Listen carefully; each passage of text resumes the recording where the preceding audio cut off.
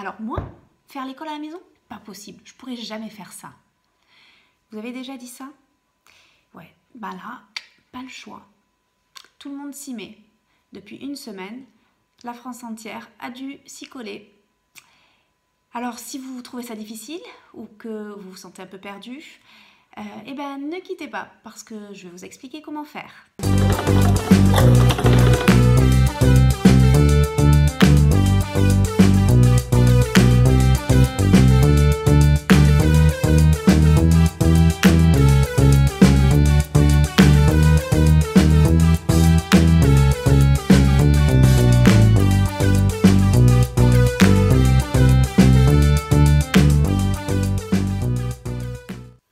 Bonjour, je m'appelle Rebecca et je pratique l'instruction en famille depuis plus de 10 ans. J'ai aussi écrit un livre sur l'instruction en famille que vous pouvez découvrir dans la description. Et si vous voulez en savoir plus sur moi, regardez ma petite vidéo de présentation. Alors quand on fait l'école à la maison, ça peut sembler évident, mais il y a deux grosses différences par rapport à l'école. La première, c'est que vous êtes un parent, vous n'êtes pas prof. Avant tout, vous êtes le parent de votre enfant. Et plutôt que d'être un inconvénient, c'est un gros avantage. Parce que vous connaissez votre enfant depuis sa naissance.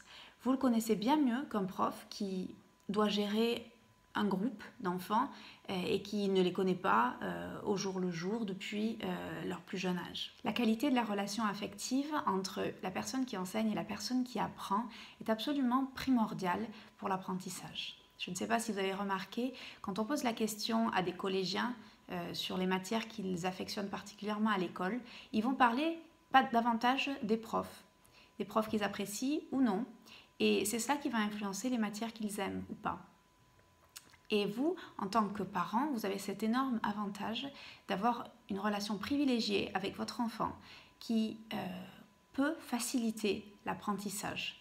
Parce que vous aimez votre enfant, et si votre enfant ressent cet amour et qui comprend que vous voulez uniquement son bien, eh bien, ça va faciliter grandement les choses. Alors, je vous encourage, pendant ce temps de confinement, à réfléchir aux choses que vous aimez faire avec vos enfants, que ça soit lire des livres, faire des jeux, faire de la gym ensemble, je ne sais pas. Réfléchissez aux activités qui sont agréables, que vous aimez, que votre enfant aime aussi. Vraiment faites un effort pour faire ces choses régulièrement parce que maintenir une bonne relation avec vos enfants, c'est ce qui va beaucoup aider aussi dans les apprentissages. Profitez de cette occasion pour être complice avec vos enfants, pour rigoler ensemble, pour se réjouir des choses mignonnes qu'ils font. Vous savez, quand les enfants sont tout petits, on s'émerveille de chaque petit geste, chaque petit mot qu'ils disent, on trouve tout très mignon. Et puis les enfants grandissent et on est moins attendri, et on devrait l'être.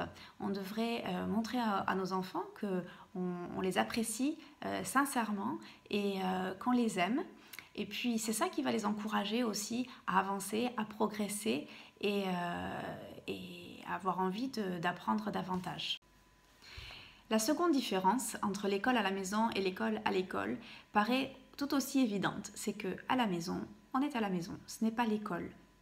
À l'école, il y a toutes sortes de normes scolaires qui sont nécessaires pour faire fonctionner la collectivité.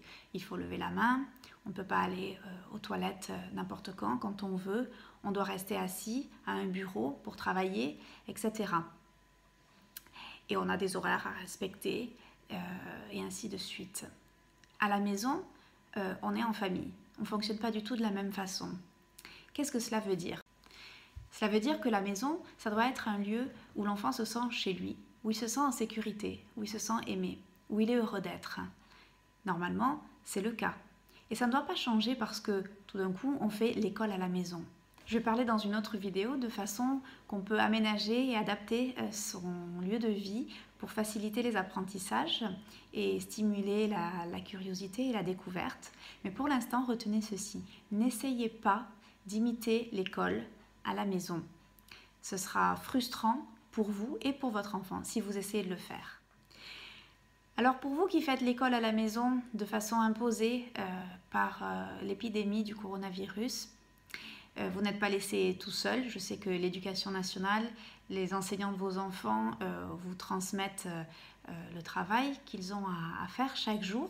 Et d'ailleurs, à ce propos, je serais curieuse de savoir quelle quantité vous avez de travail à donner à vos enfants, que ce soit par le cartable numérique ou par d'autres moyens que les enseignants utilisent.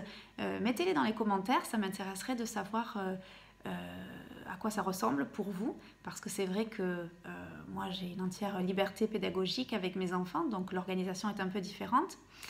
Mais toujours est-il que si vous avez plus d'un enfant, si vous avez 2, 3 ou plus d'enfants, et que en plus vous travaillez peut-être à domicile, c'est tout simplement pas possible de faire 6 ou 7 heures d'école avec chaque enfant, un programme séparé, et d'enseigner directement chaque enfant pour cette durée. C'est juste humainement impossible.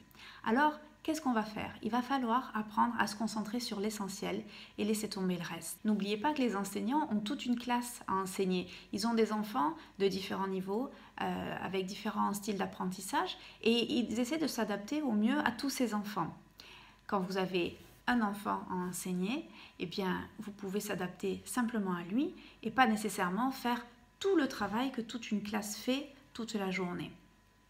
Ça peut prendre différentes formes. Par exemple, vous pouvez, si un concept est bien assimilé, ce n'est pas forcément nécessaire de faire tous les exercices. De la même façon, si votre enfant a des difficultés, par exemple, pour écrire toutes les réponses, que c'est long, c'est fastidieux, c'est pénible, pourquoi ne pas le faire oralement?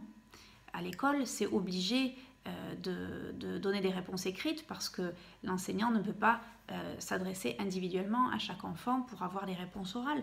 Mais si vous êtes en 1 à 1 avec votre enfant, vous pouvez tout à fait faire ça de manière orale et ça ira beaucoup plus vite et vous verrez ce que votre enfant a compris. Ce sera beaucoup moins frustrant pour lui et pour vous. Chez nous, on utilise beaucoup les petits tableaux, vous savez, les petites ardoises Velleda. Et comme ça, on écrit, on fait des brouillons dessus et puis on n'a pas forcément besoin de faire une mise en page compliquée, par exemple pour des exercices de maths, de tout écrire sur du papier.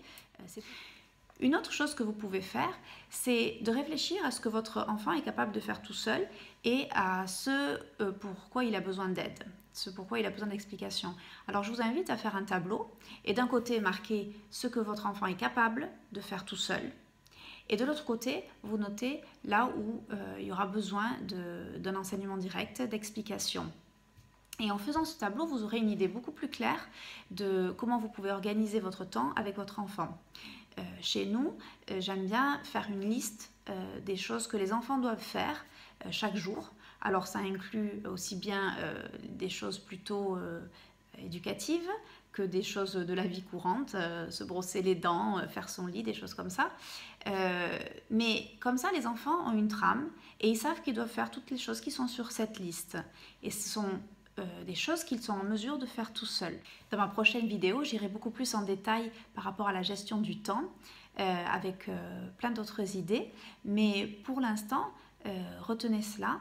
Vous pouvez donner une liste à votre enfant et puis lui expliquer les choses. Si l'enfant il sait ce qu'on attend de lui, s'il est aussi écouté comment il a l'habitude de travailler, c'est un grand bouleversement pour les enfants d'être sortis comme ça subitement d'un contexte d'une classe et de travailler à la maison. Donc écoutez votre enfant, écoutez ses préférences, ses habitudes et puis adaptez-vous en fonction. Une autre chose que vous pouvez faire, c'est commencer par ce qui est le plus facile pour votre enfant. Quand on réussit quelque chose, ça donne envie d'aller plus loin. Alors que quand on commence directement avec quelque chose qui est difficile, où on a du mal, eh bien c'est frustrant et puis on est vraiment démotivé pour la suite. Par ailleurs, si vous avez du mal à expliquer des choses à vos enfants, mais usez d'Internet. On a cet énorme avantage d'avoir tout au bout des doigts, au bout du téléphone, au bout de l'ordinateur. Et on peut trouver des explications sur telle ou telle leçon. C'est relativement facile de nos jours et c'est vraiment super d'avoir ces facilités. Donc n'hésitez pas à utiliser Internet. Alors ce sera tout pour cette vidéo.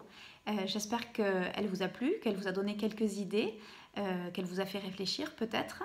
N'hésitez pas à laisser un commentaire, à rajouter vos idées aussi, peut-être les astuces que vous avez trouvées au cours de cette semaine d'école à la maison. Et puis N'hésitez pas à vous abonner aussi pour être informé de la prochaine vidéo qui aura pour thème la gestion du temps. Je vous dis à très bientôt.